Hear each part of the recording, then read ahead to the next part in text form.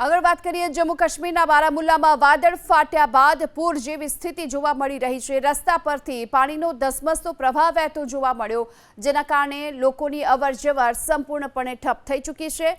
જોતજોતામાં જ પૂરના પાણી સમગ્ર વિસ્તારમાં ફેલાઈ ગયા, જેનાથી સ્થાનિક લોકોમાં ભયનો માહોલ જોવા મળ્યો। અને આ તરફ વાદળ ફાટવાની જાણ થતાની સાથે જો કે પ્રશાસનના ઉચ્ચ અધિકારીઓ ઘટના સ્થળ પર પહોંચી ગયા, તાત્કાલિક રાહત અને બચાવ કામગીરી શરૂ કરી। પ્રશાસને લોકોને નદી નાળાથી દૂર રહેવા માટે અપીલ કરી છે, કારણ કે હાલ તો ઘાટીમાં વાદળ ફાટવાની અનેક ઘટનાઓ બની ચૂકી છે।